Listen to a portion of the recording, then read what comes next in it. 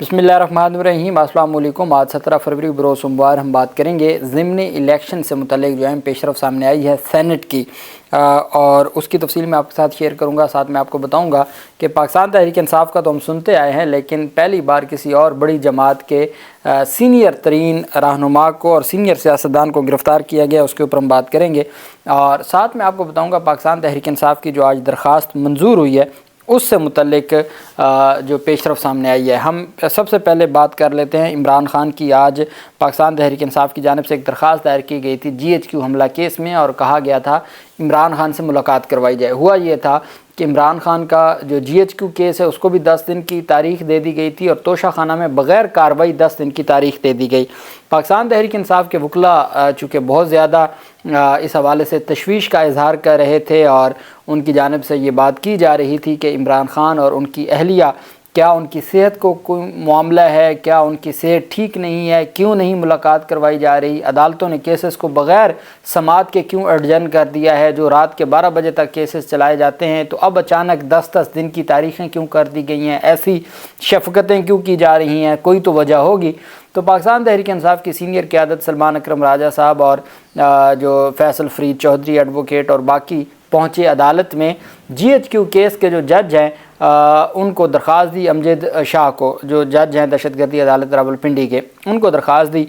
अदालत ने हुक्म दिया दी एप्लीकेशन वाज सीरियसली जो रजिस्ट की गई। क्यों, किसने की? सरकार ने, कि उन्होंने उसको बाई प्रोसिक्यूशन उन्होंने मुखालफत की on behalf of state. However, in the interest of justice, the application is referred to the Superintendent Jail. Rawalpindi is directed to arrange meeting of the learned lawyers mentioned in the application, namely Salman Akram Raja, और बाकियों के नाम लिखे हुए हैं, with the accused Imran Ahmad Khan Niazi as per SOP signed by him and jail authorities on 28/3/2024, जो 28 मार्च 2024 में SOPs जो तैयार किए गए थे उसके मुताबिक इनकी मुलाकात करवाई जाए, in compliance with the order of honourable Islamabad high court passed in ICA number 79/24 as well as under the jail manual and prison rules, के जो कानून के मुताबिक जो कैदियों के कवानीन हैं उनके मुताबिक इनकी मुलाकात करवाई जाए। अब आज है सोमवार, तमाम केसेस एडजर्न हुए हैं अगले हफ्ते के लिए। अब कल मंगल का दिन है, कल वैसे ही कानून के मुताबिक मंगल और जुमेरात मुलाकात का दिन है। पाकिस्तान तहरीक इंसाफ के वकला की और उनकी फ़ैमिली की मुलाकात कल का दिन अहम होगा, लेकिन चूँकि आज दहशतगर्दी अदालत ने हुक्म दिया, दहशतगर्दी अदालत के हुक्म के बावजूद इमरान खान के वकला की उनसे मुलाकात नहीं करवाई गई। इमरान खान के वकला की जानिब से जो स्टेटमेंट सामने आई है वो ये कहा गया है कि इमरान खान से मुलाकात हमें नहीं करने दी गई, हमारा हक़ था, हमारी मुलाकात ना हुई। अडियाला जेल के बाहर मीडिया नुमाइंदों से बात करते हुए फैसल चौधरी ने कहा कि कोर्ट ऑर्डर और पावर ऑफ अटॉर्नीज़ जेल इंतज़ामिया को भिजवाए हैं, जो अंडर ट्रायल कैदी हैं उन तक वकला की रसाई नहीं रोकी जा सकती। उन्होंने कहा गुज़श्ता अक्टूबर में भी मुलाकातों पर पाबंदी आयद की गई, जिस पर ऐसी सूरत हाल में अदालत में दरख्वास्त देने की हदायत की गई थी। जिस तरह आज केस की समाअत लंबी मुलतवी की गई है उस पर हम शकूक व शुबहात का हम शिकार हैं। जज साहब की छुट्टी के बाद इतने अहम केस की समाअत 26 और 27 फरवरी तक कैसे मुलतवी की गई? इतने दिन तक इमरान खान की वकला और फैमिली से मुलाकात रोकना बायस तशवीश है।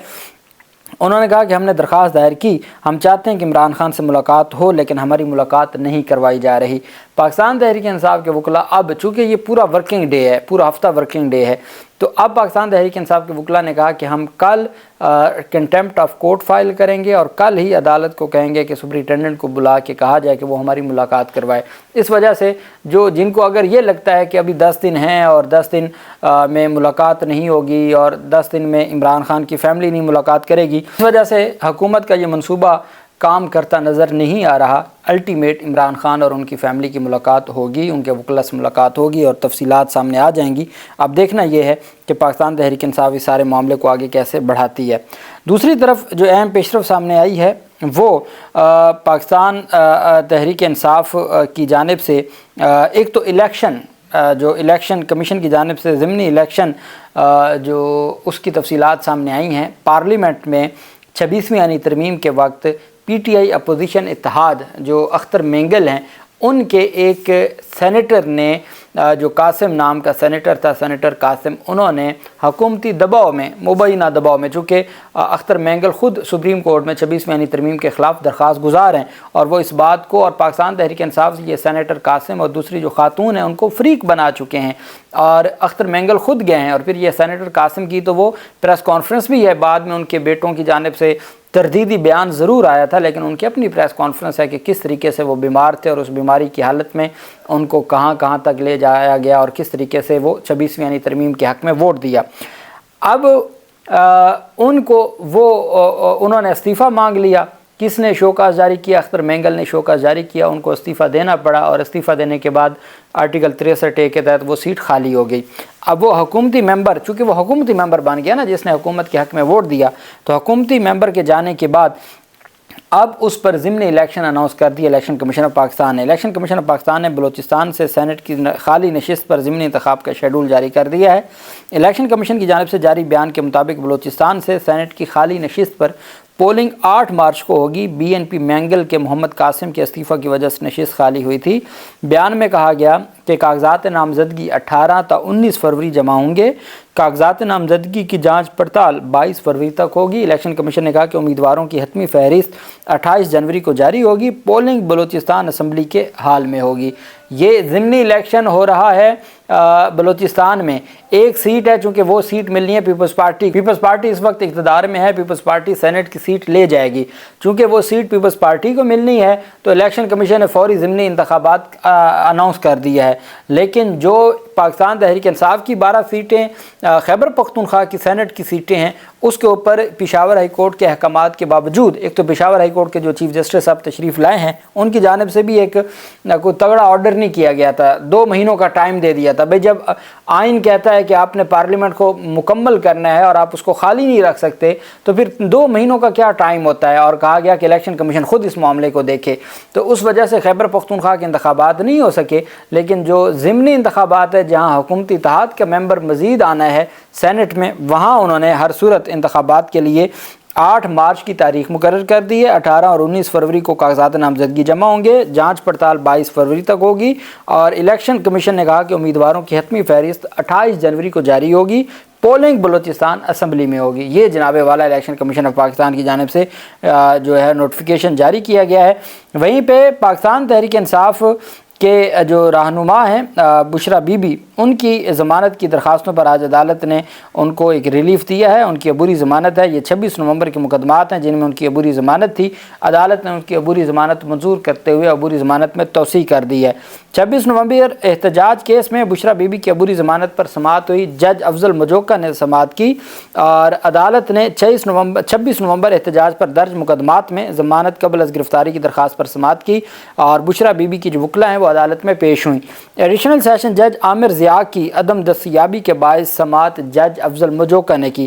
عدالت نے بشرا بی بی کی عبوری ضمانت میں 25 فروری تک توسیع کرتے ہوئے ان کے خلاف تھانہ رمنا میں مقدمہ درج ہے۔ ان کے خلاف کئی مقدمات ہیں جو دہشت گردی اسلام آباد عدالت میں ہیں، ان میں بھی عبوری ضمانتیں توسیع ہو رہی ہے، اور 31 مقدمات ان پر راولپنڈی کے ہیں، دہشت گردی کے 31 مقدمات۔ ایک خاتون نے ایک احتجاج کیا، 31 مقدمات، صرف ایک دن 26 نومبر کے احتجاج کے 31 مقدمات درج ہوئے ہیں پنڈی ڈویژن میں، اور باقی اس طرح کل ملا کے صرف 26 نومبر کا احتجاج کرنے پر 50 مقدمات ہیں بشرا بی بی پہ، 50 ایک وقوع کے 50 مقدمات ہیں بشرا بی بی پر، اور اب اس مقدمے میں 25 فروری تک ان کی جو ضمانت ہے اس میں توسیع کر دی گئی ہے، اور عدالت نے کہا ہے کہ جی 25 فروری تک ان کو ضمانت دی جاتی ہے، یہ عبوری ضمانت ہے۔ وہیں پہ جو دوسری طرف نوشہر و فیروز سندھ میں جی ڈی اے جو کہ خاص لوگوں کا خاص جماعت ہے، گرینڈ ڈیموکریٹک الائنس، اس کے سینئر رہنما جو سابق وفاقی وزیر بھی ہیں غلام مرتضیٰ جتوئی کو گرفتار کر لیا گیا ہے۔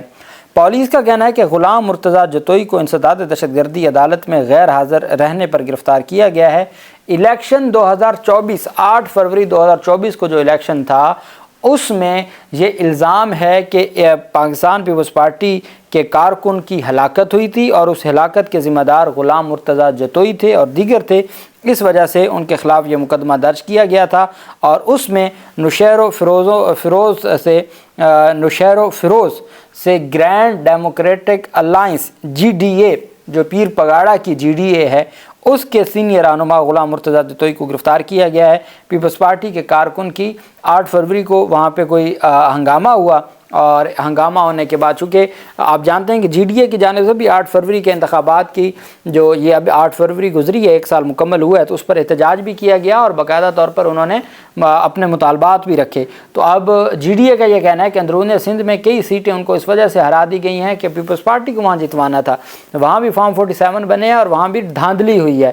تو اب یہ دہشت گردی کا مقدمہ درج ہوا۔ اب تک تو ہم پاکستان تحریک انصاف کا سنتے آئے ہیں کہ ان کی گرفتاریاں ہوتی ہیں، ان پر دہشت گردی کے مقدمات ہوتے ہیں، ان کے خلاف کارروائیاں ہوتی ہیں، یہ تو اب تک پاکستان تحریک انصاف کے ساتھ تھا، لیکن یہ پہلی گرفتاری ہے جو کسی اور سیاسی جماعت کے رہنما کی ہوئی ہے، اور وہ بھی سیاسی بنیادوں پر، چونکہ پیپلز پارٹی اس میں مدعی ہے۔ پیپلز پارٹی کہتی ہے جی کہ ہمارے کارکن کی ڈیتھ ہوئی اور وہ قتل کروانے والے جن کی ایما پہ ہوا وہ غلام مرتضیٰ جتوئی ہیں، اور اس وجہ سے ان کو پولیس نے گرفتار کر لیا ہے۔ اللہ پاک پاکستان کا حامی و ناصر ہو۔